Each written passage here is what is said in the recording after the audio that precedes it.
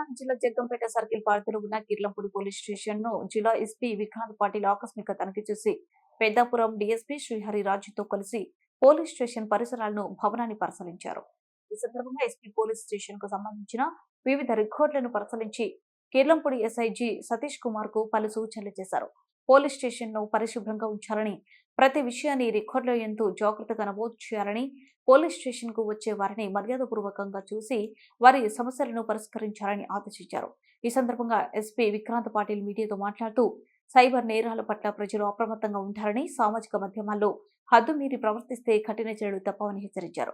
రోడ్ల ప్రమాదాలు నివారణకై ప్రత్యేక నిఘా ఏర్పాటు చేయడం జరిగిందని, డ్రంక్ అండ్ డ్రైవ్ లో కానీ బహిరంగ ప్రదేశాల మద్యం సేవించుగాని పట్టుబడితే చట్టపరమైన కఠిన చర్యలు తప్పవని హెచ్చరించారు. ఈ కార్యక్రమంలో Jaggampeta CI YRK Srinivas, Kirlampudi police station సిబ్బంది ఉన్నారు. మాతో పాటు సిఐ, ఎస్ఐ, డిఎస్పీ గారు కూడా ఉన్నారు. రొటీన్ ఈ స్టేషన్లో పోలీస్ స్టేషన్ రికార్డ్స్ ఎలా మెయింటైన్ చేస్తున్నారు, తర్వాత ఇక్కడ మేము తీసుకున్న ఇనిషియేటివ్స్ ఇలా ఎలా ఇంప్లిమెంటేషన్ జరుగుతున్నాయి అన్ని రివ్యూ చేయడం జరిగింది. So on the surface the functioning of police station is satisfactory. ఇటీవల కాలంలో మన సైబర్ నేరాలు చాలా పెరుగుతున్నాయి కాబట్టి ఆ సైబర్ నేరాల పట్ల అవగాహన ప్రజల్లో పెంచడానికి మనం ఐఎమ్ సైబర్ అవేర్ అని ఒక వినూత్న కార్యక్రమం స్టార్ట్ చేశాము. ఈ భాగంగా కొన్ని వీడియోలు అంటే అవేర్నెస్ వీడియోస్ క్రియేట్ చేయడం జరిగింది. ఇవన్నీ మనం తీసుకెళ్లి ప్రజల్లో విలేజ్ విజిట్స్లో మన సిఎల్ఎస్ఐలో అక్కడ డిస్ప్లే చేస్తారు. అదే భాగంగా స్కూల్ కాలేజెస్కి వెళ్ళి ఆ వీడియోస్ డిస్ప్లే చేస్తారు. ఈ వీడియోస్ వల్ల ఈ డిజిటల్ అరెస్ట్ అనే మోసము, లేదా ఇన్వెస్ట్మెంట్ పేరుతో మోసము, క్రెడిట్ కార్డ్స్, డెబిట్ కార్డ్స్ పేరుతో మోసము, లేదా జాబ్ ఇప్పిస్తాము, డబ్బులు ఇస్తాము అనే పేరుతో మోసము, ఈ వేరే వేరే ఇష్యూస్ పట్ల మనం వీడియో చేసి అందరికీ సర్క్యులేట్ చేయడం జరుగుతుంది. దీంతో పాటు మహిళా రక్షక్ అనే పేరుతో మహిళలు, గర్ల్ అండ్ విమెన్ గురించి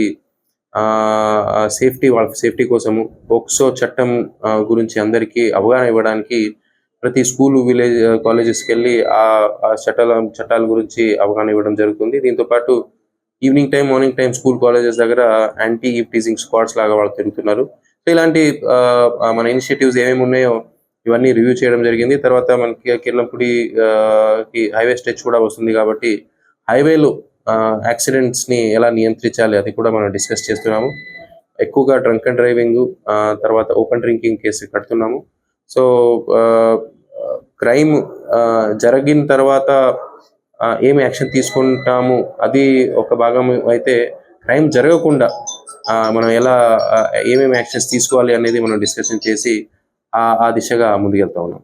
థ్యాంక్ యూ. 16 ఆల్మోస్ట్ ఒక 80 కిలోమీటర్ స్ట్రెచ్ ఉంది మనకి కాకినాడ జిల్లాకి. ఎక్కువ యాక్సిడెంట్స్ ఎలా ఉంటాయంటే చాలా స్పీడ్గా వెళ్ళడం వల్ల కంట్రోల్ తప్పి 2 వీలర్స్ పడిపోవడము, లేదా 2 వీలర్స్ వెనక వస్తున్న 4 వీలర్ కానీ లారీని హిట్ చేయడము. సో అవన్నీ అలాంటివి మనం అబ్జర్వ్ చేయడం జరిగింది. అందుకే డ్రంక్ అండ్ డ్రైవింగ్ తప్పనిసరిగా మనం అంటే ఒక్కరు కూడా తాగి వెహికల్ నడపడానికి లేదని మనం ఇనిషియేటివ్ తీసుకున్నాము. తర్వాత ఇక్కడ మ్యాజిస్ట్రేట్స్ 1 రోజు నుంచి 7 రోజు జైలు జరిమానా కూడా వేస్తున్నారు మన తాగి నడపడం మనం పట్టుకుంటే. దానివల్ల ప్రజల్లో తాగి బండి నడపాలంటే భయం రావాలి. సో భయం కోసం ఏదైనా చేస్తున్నాము. ఎందుకంటే తాగిన తర్వాత మన రియాక్షన్ టైం అనేది ఏముంటుందో ఆ రియాక్షన్ టైంలో చాలా తేడా ఉంటుంది. సో మనం ఒక బ్రేక్ వేయడానికి 0.1 సెకండ్ లేట్ అయినా యాక్సిడెంట్ జరిగిపోతుంది.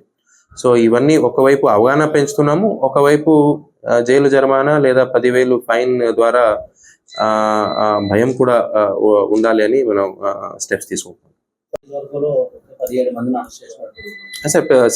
ఇవన్నీ సోషల్ మీడియాలో అసభ్యకరమైన పోస్టులు ఎవరు పెట్టారో, కంప్లైంట్ మనకి ఎప్పుడెప్పుడు వచ్చినాయో అప్పుడప్పుడు మనం ఇన్వెస్టిగేషన్ తీసుకోవడం జరిగింది. ఇన్వెస్టిగేషన్ చాలా సిస్టమేటిక్గా చేసి ఎవరు పెడుతున్నారు, వాళ్ళ వెనక ఎవరున్నారు అవన్నీ ఇన్వెస్టిగేషన్ చేసి as per law we are taking action.